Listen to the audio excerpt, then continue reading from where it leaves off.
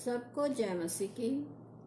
आज के वचन का विषय है कि बहुत से लोग ये कहते हैं कि हम बहुत निराश हैं, प्रभु हमारे जीवन में कोई कार्य नहीं करता, हम दिन भर दुख सहते हैं, हमारे घरों में गरीबी है, पैसा नहीं है, हमारे बच्चे कुछ कार्य नहीं करते। कहने का भाव है जितनी भी संसारिक चिंताएं हैं उन सब लोगों के मन में रहती हैं, जो क्या है अविश्वास में पड़ जाते हैं। वो प्रभु के वचन पर विश्वास नहीं रखते। प्रभु के घर में जाते हैं, वचन पढ़ते हैं, वचन सुनते हैं, लेकिन उस पर विश्वास नहीं करते। और वचन में लिखा है कि विश्वास बिना उसे प्रसन्न करना अनहोना है, क्योंकि विश्वास करने वाले को चाहिए कि वो मन में विश्वास करे कि मेरा प्रभु जीवित है और वह मेरी प्रार्थना को सुनता है। जब हमें विश्वास ही नहीं है प्रभु के ऊपर कि प्रभु मेरा उद्धार करता है, वो मेरी सारी समस्याओं को दूर करेगा, तो हम कैसे कह सकते हैं? तो आज इसी वचन को हम पढ़कर सुनाएंगे। ये विलाप गीत की पुस्तक है जिसे सुलेमान बादशाह ने लिखा है। तो उसने संसार में बहुत सी शिक्षाएं दी हैं। नीति वचन को आप पढ़िए, उसमें इतनी शिक्षाएं हैं हमारे जीवन के लिए, हमारे बच्चों के जीवन के लिए। उसने अपने पिता से भी बढ़कर क्या है, बहुत अच्छी बातें लिखी। दाऊद बादशाह ने प्रभु की तारीफ में भजन लिखे। वो प्रभु की तारीफ करता रहा और उस पर चलता रहा। और सुलेमान बादशाह जो हुए, उन्होंने संसार को एक अच्छा वचन दिया सुधारने के लिए। संसारिक बातें जो हमारे जीवन में होती हैं, जो उसने देखा संसार में होते हुए, उसको उसने वचन के द्वारा हम लोगों तक पहुंचाया। तो इसे हम पढ़ लेते हैं। ये विलाप गीत की पुस्तक है, उसका 3 अध्याय है। तो उसकी 31 आयत में क्या लिखा है? क्योंकि प्रभु मन से सर्वदा उतारे नहीं रहता, चाहे वह दुख भी दे तो भी अपनी करुणा की बहुतायत के कारण वह दया भी करता है। तो यहाँ लिख दिया कि प्रभु परमेश्वर यहोवा अपने बच्चों को सर्वदा मन से उतारे नहीं रहता, चाहे वह दुख दे। हमारी जिंदगी में बहुत से दुख होते हैं, परेशानियां होती हैं। लिखा कि चाहे वो दुख भी दे तो भी वह अपनी बहुत सी दया हम पर बनाए रखता है। ये कभी नहीं होता कि किसी इंसान की सारी जिंदगी क्या है, दुखों में चली जाए। कभी नहीं होता। दुख और सुख जीवन के 2 पहलू हैं। अगर हमने शुरू में दुख सहा है तो बाद में हमें वो सुख भी देगा। जैसे रात और दिन है, दुख और सुख है।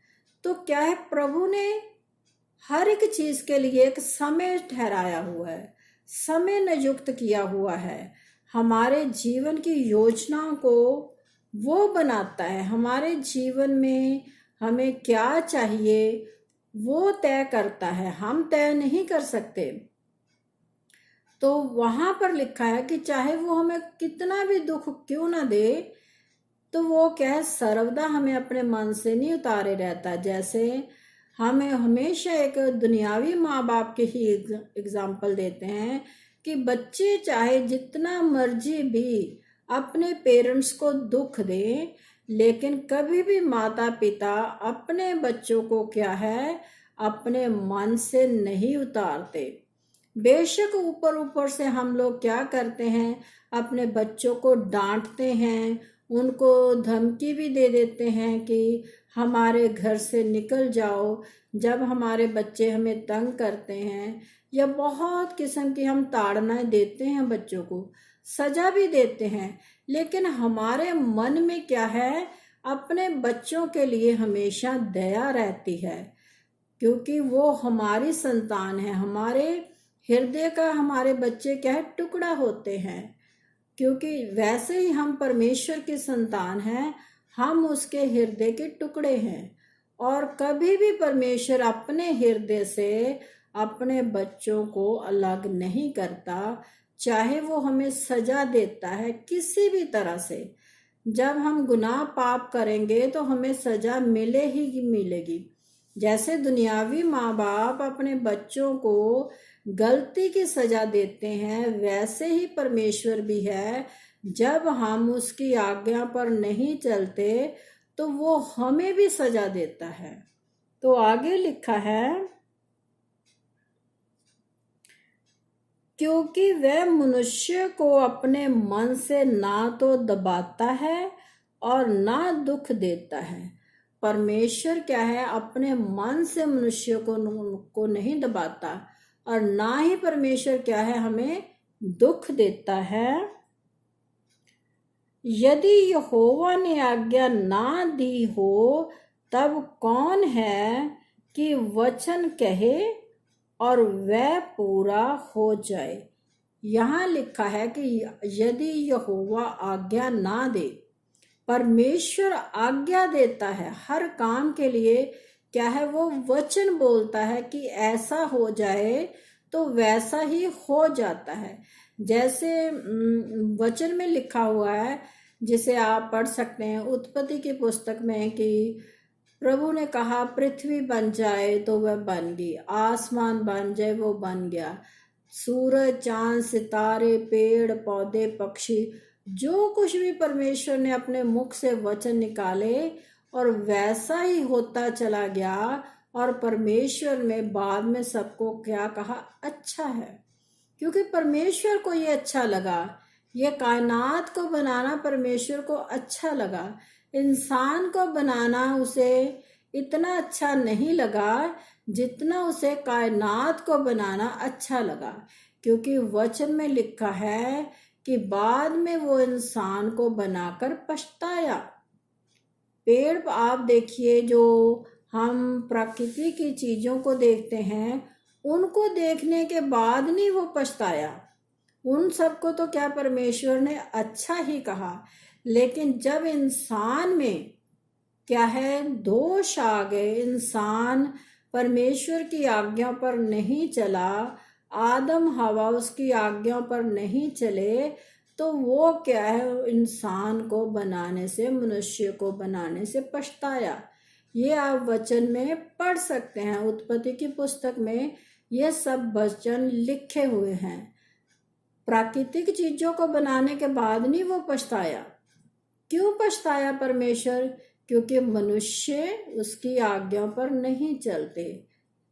तो इसीलिए परमेश्वर के मन को दुख हुआ, लेकिन परमेश्वर ने मनुष्य को तब भी नहीं छोड़ा, आज भी नहीं छोड़ता। चाहे हम जितने मर्जी गुनाह पाप करें तो परमेश्वर हमें छोड़ता नहीं है, बल्कि क्या कहता है कि मन फिराओ लौट आओ। परमेश्वर हमेशा यही कहते हैं कि मन फिराओ और लौट आओ।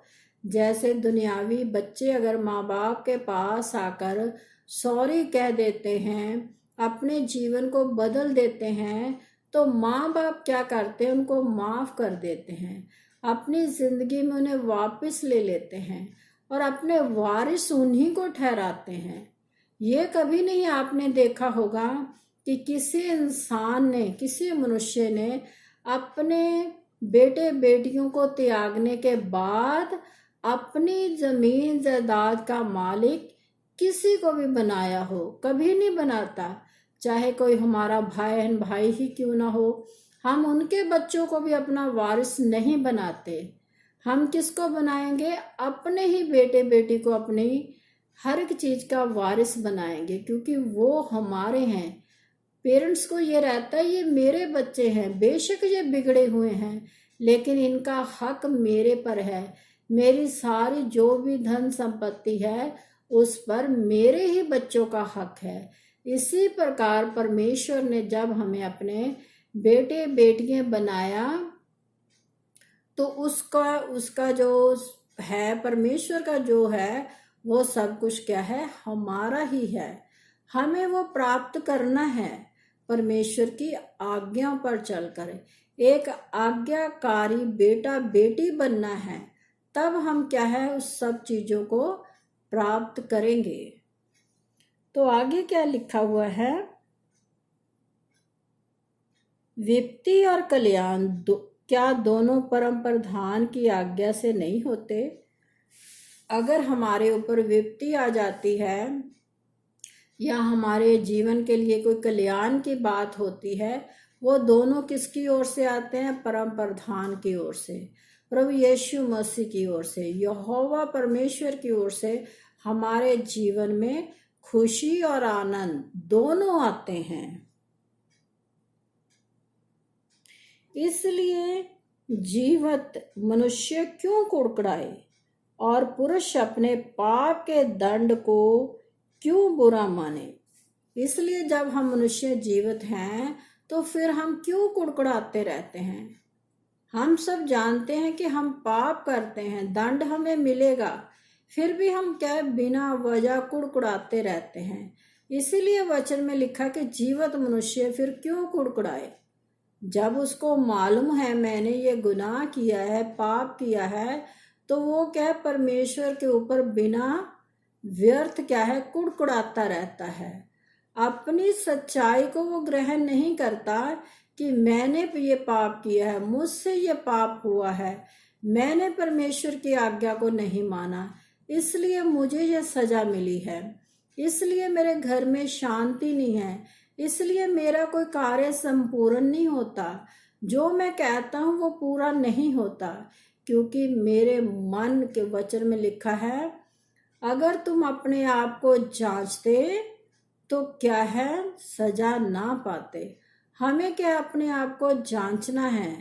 जब हम अपने आप को जांचेंगे, अपने आप को देखेंगे, तो हमें सजा नहीं मिलेगी। हम सब अपने जीवन को जानते हैं, बेशक हमारे बहन भाई या हमारा परिवार या कलीसिया के लोग हमारे जीवन को नहीं जानते, लेकिन क्या परमेश्वर हमारे जीवन को जानता है।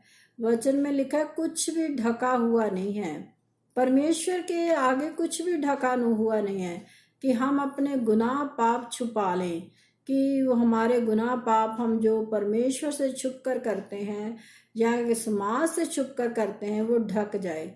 समाज से हम छुपा सकते हैं, बहन भाइयों से हम छुपा सकते हैं, लेकिन परमेश्वर के आगे हमारा जीवन क्या है, खुली हुई पुस्तक है। वो हमें पढ़ता है, वो हमें जांचता है।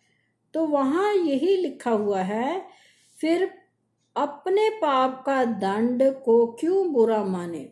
जब हमने पाप किया है, जब हमें दंड मिलता है, तो फिर इंसान को बुरा क्यों लगता है। हम स्वर्गवासी परमेश्वर की ओर मन लगाएं और हाथ फैलाएं और कहें, हमने तो अपराध किया और बलवा किया है और तूने क्षमा नहीं किया। हमें क्या है हाथ फैलाना है परमेश्वर के आगे, अपने क्या है दंड को मानना है कि हमने पाप किया है, गुनाह किया है, प्रभु परमेश्वर यहोवा हमें क्षमा कर दे। क्योंकि वचन में लिखा हुआ है कि जो अपने अपराध छिपा रखता है उसका कोई भी कार्य सफल नहीं होता। जो उसे मान लेता है और छोड़ भी देता है उस पर दया की जाएगी। तो हमने क्या करना है, अपने अपराधों को परमेश्वर के आगे मानना भी है और छोड़ना भी है।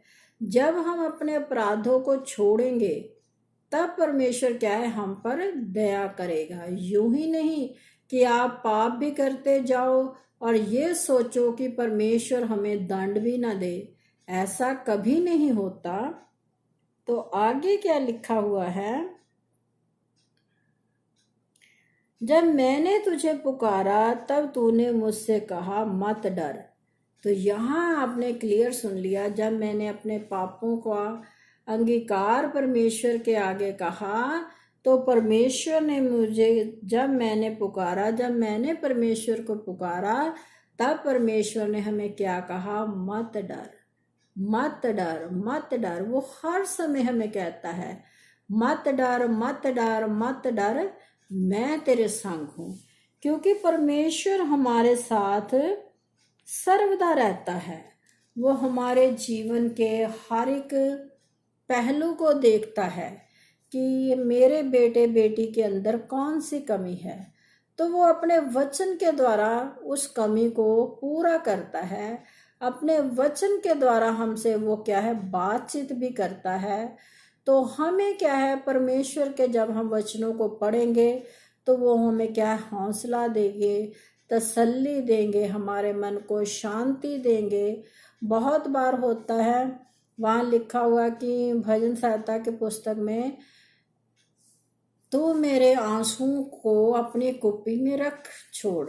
वचन में ये लिखा हुआ है कि जब हम बहुत रो रो कर, बहुत दुखी हृदय से किसी भी कार्य के लिए प्रार्थना करते हैं, तो जो हमारे आंसू बहते हैं उनको परमेश्वर कहाँ रख ले, अपनी कुप्पी में। परमेश्वर को याद रहे कि मेरे इस बेटे बेटी ने कितनी, इसका हृदय टूट चुका है और वो कितनी प्रार्थना कर रहा है सच्चे हृदय से। और लिखा है, तूने मेरे विलाप को नृत्य में बदल डाला। जब हम परमेश्वर के आगे विलाप करते हैं, रोते हैं परमेश्वर के आगे सच्चे हृदय से, तो वो क्या करता है, फिर हमारे जो विलाप होता है, हमारा रोना होता है, उसको नृत्य में बदल देता है, खुशी में बदल देता है। वो हमारे जीवन में खुशी भर देता है। इसी प्रकार जब हम बहुत निराश हो जाते हैं तो हमारे जीवन की आशा किस पर होनी चाहिए, परमेश्वर पर। निराश मन को हमेशा किसकी आस रहती है, परमेश्वर की। निराशा में आप किसी अपने भाई बहन के ऊपर भरोसा ना रखें, क्योंकि वचन में लिखा है, धन्य है वह जो परमेश्वर पर भरोसा रखता है। हमें क्या है, परमेश्वर पर भरोसा रखना है। लिखा है, प्रधानों के ऊपर भरोसा रखने से अच्छा है तुम परमेश्वर के ऊपर भरोसा रखो। हमें किसी भी प्रधान के ऊपर, अपने बहन भाई के ऊपर या दुनियावी किसी भी बात के लोगों के ऊपर भरोसा नहीं रखना। हमने किस पर भरोसा रखना है, परमेश्वर पर। क्योंकि वहाँ लिखा है, दुख भी वही देता है और सुख भी वही देता है, दोनों परमेश्वर की ओर से आते हैं। और वचन में आप पढ़ते जाओ, वो हर समय क्या है, हमारी जिंदगियों को देखता है। वो हमारे मन से बड़ा है। लिखा हुआ वचन में कि वो हमारे मन से बड़ा है। हमारे मन में जो कुछ भी उत्पन्न होता है उसे पहले से पता होता है, क्योंकि उसने हमें बनाया है। उसने अपनी आत्मा को हमारे अंदर रखा है, जो हमारी हर एक मन की भावना को उस तक पहुंचाता है। तो सबको जय मसीह की।